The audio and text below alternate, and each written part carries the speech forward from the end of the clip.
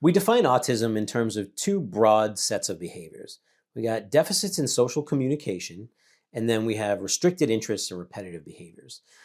So these are very observable behaviors, observable challenges, the things that we can see kids doing that we know constitute the diagnosis of autism. But the things we don't talk about as much are the internal mental processes, the way that kids or even adults with autism process and respond to information in their environment. That's not something you can really see.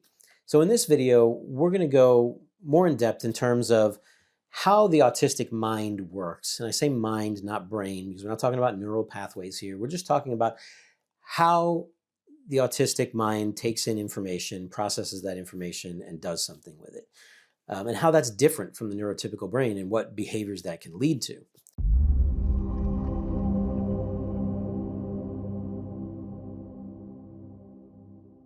I'm Dr. Eric Newman. I'm a licensed clinical psychologist, and along with my wife, Dr. Dana Torpy Newman, who's also a clinical psychologist, we are Newman Psych. And we are both private practitioners in psychology, but we created this channel because we feel like we have a lot of knowledge that we can share with people. And we want to talk more about and raise awareness about issues related to mental health. And hopefully you'll find that interesting. So if you do, I hope you'll like and subscribe and help us make more content like this. So let's dive in. The first thing I want to say is that it's important to say that not every kid with autism is the same. In fact, every kid with autism is probably very different. So not everything that I say here is going to pertain to every child with autism or every adult with autism in equal measure. But there are some patterns that are very common. And so I think probably the one that most people think about, if they think about any of these, is sensory processing challenges. When people talk about autism, they're also often talking about difficulties with sensory processing. And that has to do with sort of detection thresholds for the type of sensory input that you want or need or don't want. And so there's like four different kinds of broadly, four different kinds of sensory issues that someone can have. So there's sensory sensitivities, there's sensory seeking or stimulus seeking behavior, there's registration difficulties. So that has to do with not recognizing when certain things are going on. And then there are kind of motor, like motor muscle tone and motor coordination issues that relate to sensory processing. So let's take those one by one. We got sensory sensitivities. So we're talking about, people who are sensitive to bright lights or sensitive to loud noises or sensitive to tags in their clothing. Maybe they are picky eaters. They don't like the way certain foods taste or smell. So what are some of the results of that? Well, if you are very sensitive to certain sensory input, it can cause you to be really overwhelmed when you have to deal with that input. And so when you do, it can cause a lot of exhaustion. It causes a lot of anxiety about the fact that you have to deal with it. If you can, you try to avoid it. And if you can't, not only do you get exhausted, but you also develop what we call learned helplessness. This is the idea that you feel like you can't get away from this stuff. There's no way to change it. So you feel kind of helpless about it, which can eventually lead to depression. So all these are potential consequences of dealing with sensory sensitivities. Now, the next one would be seeking out sensory input. So there's a lot of kids with autism who have an internal need to seek out higher levels of sensory input because of the way they're wired. They don't feel as sort of neutral and relaxed and calm when nothing's going on, and they need lots of input in order to function normally. And so you'll often see these kids wiggling around or flapping their hands or rocking their body. They need that input in order to do what they're supposed to do. And a lot of times that will look like someone has behavioral issues, like they're not doing what they're supposed to do. It can also look like they're not focused. They're getting distracted. And so like teachers will often complain that kids are not focused and doing the work And it turns out that they actually are focused and know exactly what's going on. And it's just that they needed that input to be able to regulate themselves to the point where they can do that. The next one of these it would be the registration issues. So this would be like difficulty registering inputs like the need to go to the bathroom, pain tolerance, like not registering that something happened that was painful, temperature, not registering when it's cold or it's hot, not registering when you're tired and need to go to sleep, right? So what are some consequences of these difficulties in processing?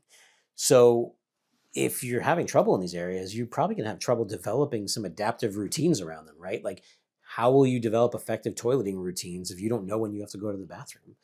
How will you develop appropriate dressing routines if you don't know when it's cold and when it's not?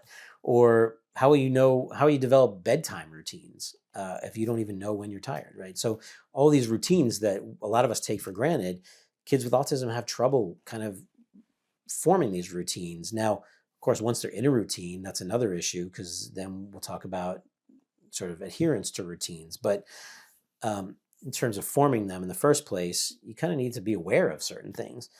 And then we've got the motor control issues or the low muscle tone. And really, this is just a lot of kids with autism, they don't have as solid control over their muscles as neurotypical children.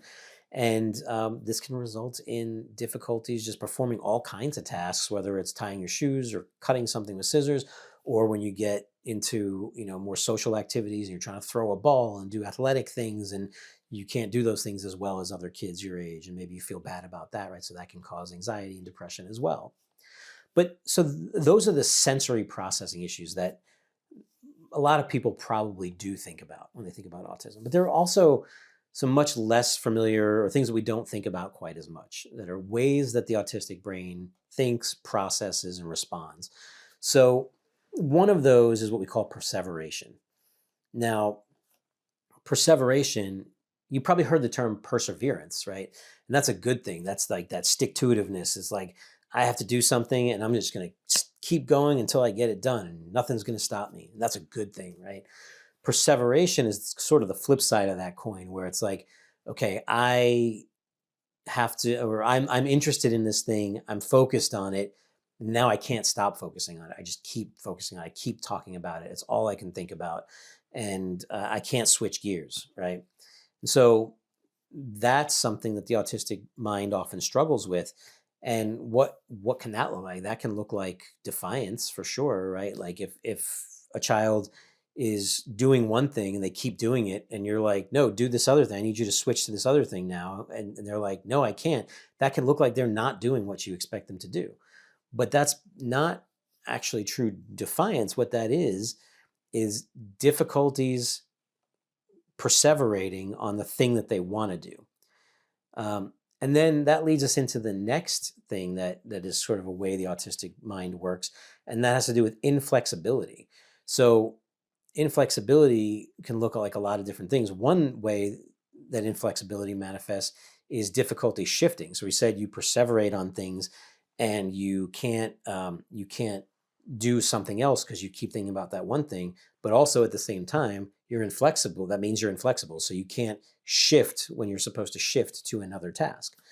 But the other way that inflexibility presents itself is that a lot of kids with autism, once they do develop those routines, or they figure out how to deal with problems on an emotional level, they are struggling to switch away from that. So they have a strong need all of a sudden for these routines, and they can't deviate. They start to cope with things the same way over and over again, using the same behaviors, the same avoidance strategies. And it's hard for them to do anything different because now they're inflexible, they can't shift away. Another, maybe less commonly thought about way that the autistic mind works is this literal and concrete processing of information. So a lot of times kids with autism will have a lot of difficulty with getting into abstract thinking patterns and understanding things at an abstract level. So They may struggle to understand jokes and sarcasm and like colloquialisms, like you say, oh, what's up? And they say, I don't know, the sky, right? Like they don't understand the meaning behind it. They take it at face value. They interpret the words literally. And so what can this manifest in? So a lot of kids who do this will end up doing things that may seem rude to other people. They may start correcting people in very precise ways, because they're like, people say something and they're like, no, that's not correct. That's not true. You have to do it this other way, or this is what you really mean, and people find it very annoying that they're being corrected, right? So that's just one example of how that can, that can impact behavior.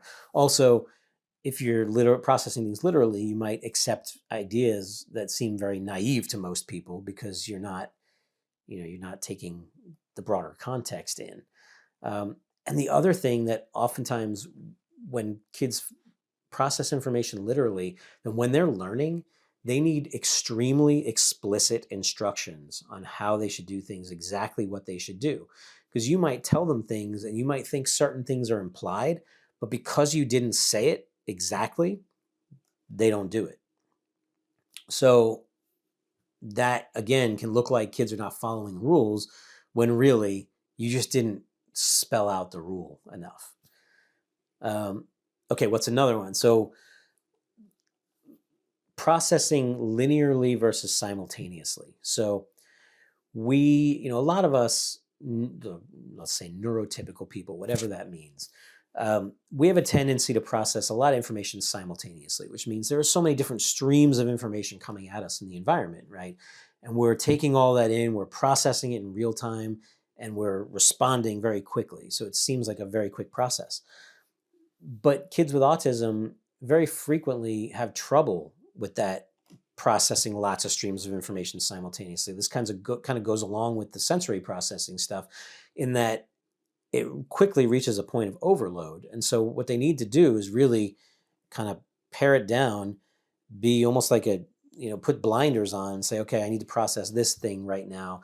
Then I'm going to process the next thing, and the next thing, and the next thing. And they end up engaging in more of a linear process, which can really slow processing down. It can make it seem like someone's not doing what you're asking them to do, or just like they're just going through things very slowly, and you're like, why do you need so much time? Are you just being lazy, or you expect them to go faster?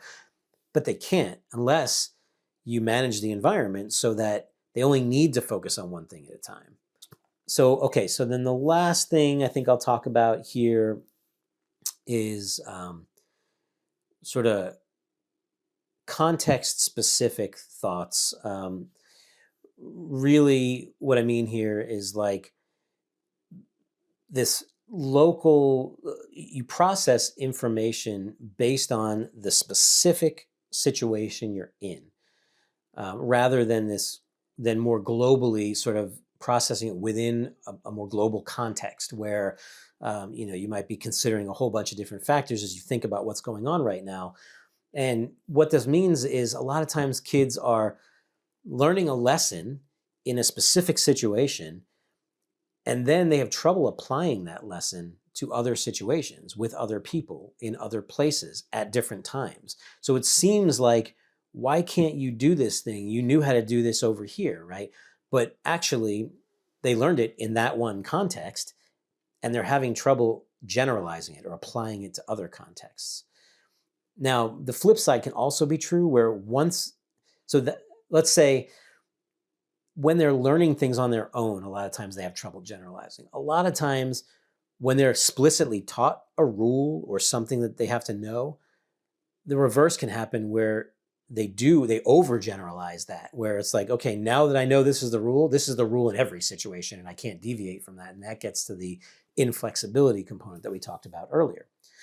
So, again, it can look like kids are not doing what you think they should be able to do, but it's really because they don't understand that it applies. And the only way around that is to make sure they understand that, to make explicit the things that you want them to know, and the connections that you want them to make across settings. So these are some of the ways that maybe people haven't thought about as much, and that the ways the autistic mind works that are different from the neurotypical mind, and how that might impact the behavior of an autistic person. So I hope this is helpful. We're going to talk more about autism as well as a whole range of other issues, mental health related issues, in other videos. So I hope you keep watching, like, subscribe, and keep checking out our content. Help us make similar content that's relevant to other people as well. So thanks for watching, and see you soon.